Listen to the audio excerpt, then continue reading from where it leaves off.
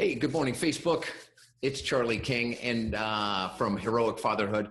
Hey, I wanted to share with you guys, if you guys are coming in after the fact and you're reviewing this because you were at work or your life was, you actually had a life outside of living on Facebook, thanks for coming in as well. Make sure to put your comments in down below, even though you weren't here live, because I review the comments after the fact.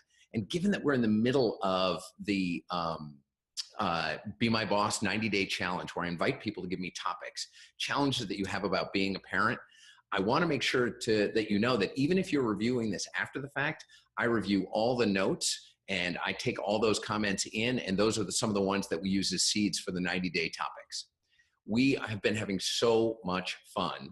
We're in the new year. I'm super excited about the new year. Things seem to be going great. It's got to be better than 2016 was. And there's a lot of great things happening, but it's also a super stressful time of year.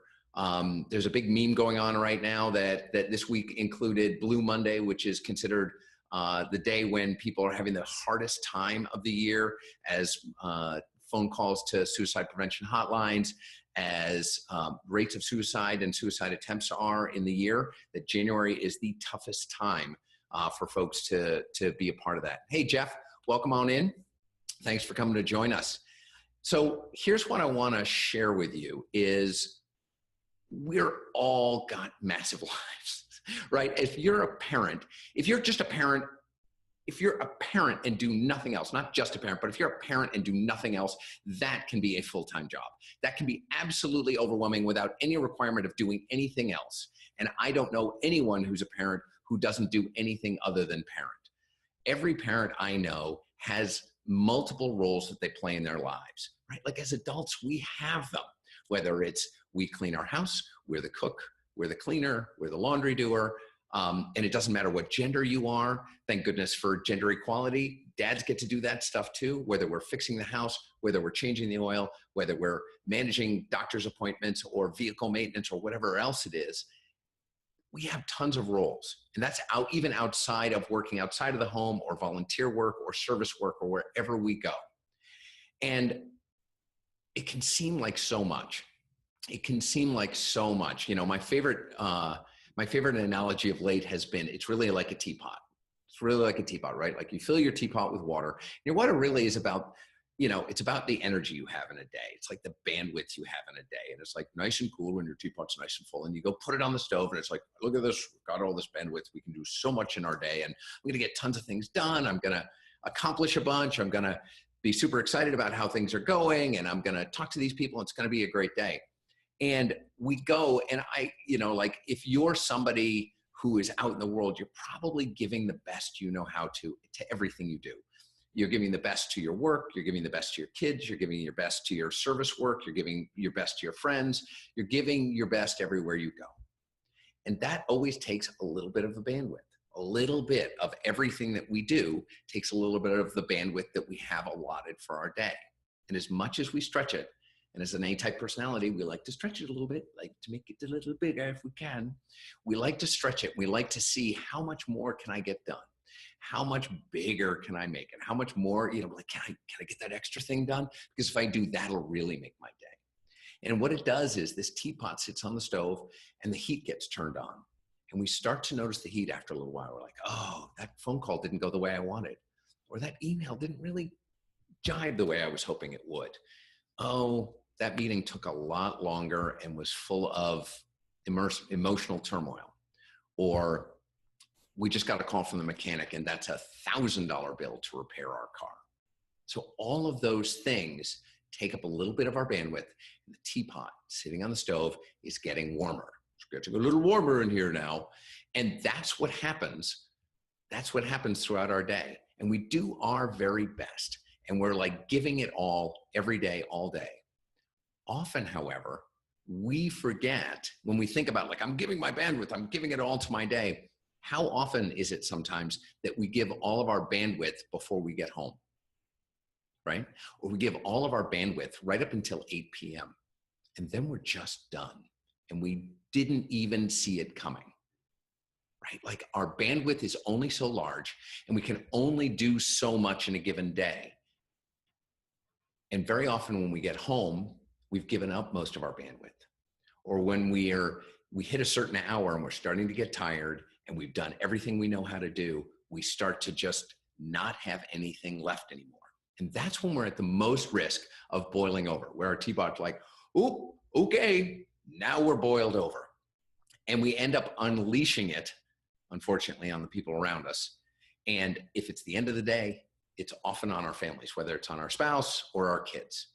And funnily enough, very often, especially for the kids, they don't have a framework to understand, why did Dad just completely lose it on me? And they don't have the context called, you don't understand, a coworker just got fired, another coworker is out ill, my boss yelled at me and then doubled down on the amount of work I have to do. We just got a bill over this. I just found out something's going on, with my sibling, and there's a problem there. They can't see all the stuff that we have going on in their lives. And all they're present to is the fact that we just absolutely blew up at them. And even if we apologize, they get that we apologized, but they don't actually see what's going on behind the scenes that caused all of the upset that ended up with the explosion.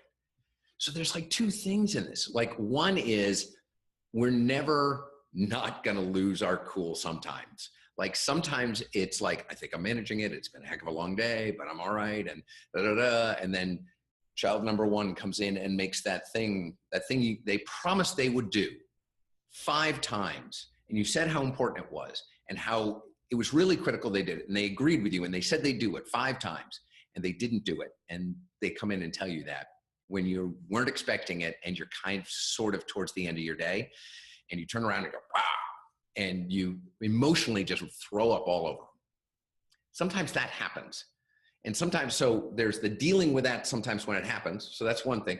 The other thing is managing it so it doesn't happen more than it absolutely has to. So managing it so it doesn't happen any more than it absolutely has to has a lot to do with recognizing that you have this limited bandwidth. You have a limited bandwidth, and some of it, and like, your day doesn't end until the light turns out. And recognizing when something's taken up a lot of your energy. Like, I just went through a 2-hour meeting where we were told the budget had to be cut, our production had to go up, and other things have to happen. And later today, I have another meeting with the boss. They want to talk about something else that they want to add to my plate. And I've got like 45 minutes in here, and I'm supposed to do 12 different emails that I could be doing. Well, got it. It might be, if that meeting took a bunch out and you know you've got more coming, it might be best that you take that 45 minutes and do something else. Whether that's go for a walk, call your spouse, call a friend, go take yourself for a cup of coffee, listen to a funny podcast, do something that takes you out of the realm and actually serves you. Because it's kind of predictable that if we have this limited bandwidth, if we give it all away, at some point, we're going to hit the end of our bandwidth. And that's often when we say those things we don't want to say, or we do things like get sick, or we get hurt, or something happens untoward that completely takes us out. How often do you see entrepreneurs, business owners, or people under a lot of emotional stress get sick, and then they're out for a week with the flu, and they don't know why they get the flu? And it's kind of predictable. It's predictable because what showed up was that their bandwidth was completely taken up and they didn't take it easy. So part of it, again, is just recognizing that we only have so much bandwidth. And sometimes you just got to go, hey, I know I said I'd do that stuff today, but it looks like I'm just not going to be able to. And I'm totally sorry about that. I promised to get to it by the end of the week, but it's just not going to happen today. Because what we're doing is we're allowing ourselves and we're investing in our ability to stay in the game. You don't win the game in any one day. The game is it's all about staying in the game. Can we stay in the game? Can I do what I can do today, even if it's not as much as yesterday, even if it's not as much as other people do, even if it's not what I was hoping I would do, but it's enough so that tomorrow I can be back in the game. So that's really part of it, right? The first part of it is really managing ourselves so that the teapot doesn't blow up, so we don't emotionally throw up over our spouses or our loved ones or our kids. And yet sometimes that happens. So here's the key to making sure that it doesn't have the impact that it did. Like when it would happen in my house, there was a huge amount of confusion on my part because I was the recipient of a huge amount of upset. And very often I got an apology, but without an understanding of what happened. All I know is I got thrown up on and they're sorry, but why are you so upset? Because I ran a Hot Wheels car down the stairs.